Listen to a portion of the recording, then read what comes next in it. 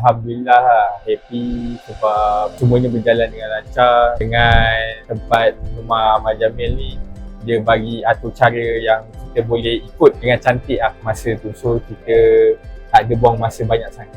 First kali kita rasa senang lah, happy, semua dah settle, semua berjalan lancar, tak ada masalah apa-apa. Happy lah. Alhamdulillah, terima kasih kepada kru Abang Jamil kerana memudahkan majlis kami.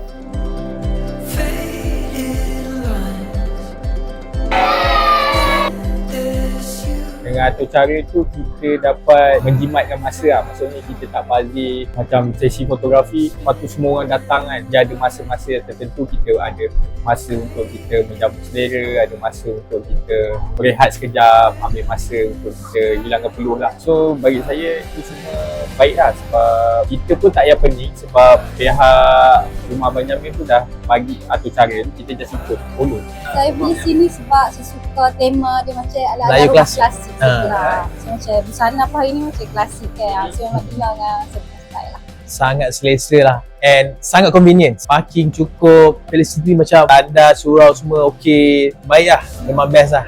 Rasa macam kat rumah sendiri. Betul, selesa sangat. Facility bagi saya semua cantik sebab ada bilik pengantin lelaki, bilik pengantin perempuan. So bagi saya semua cantik lah. Semua tu memang sangat tradisional. So siapa yang nak buat atur cara, bagi saya memang bagus lah. Tapi kalau saya, better ambil malam. Cantik.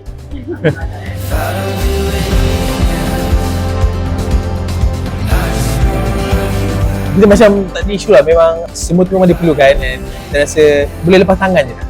Semua dah okey. First untuk saya, kalau saya nak rekomen Ahmad Jamil, first kali servis.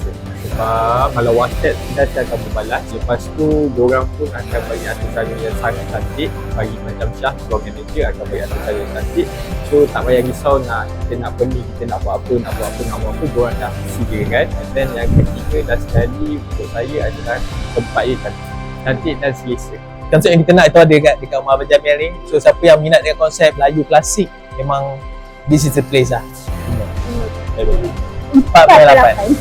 Ingat Backwalk, ingat rumah Abang Jamil. Ingat Backwalk, ingat rumah Abang Jamil.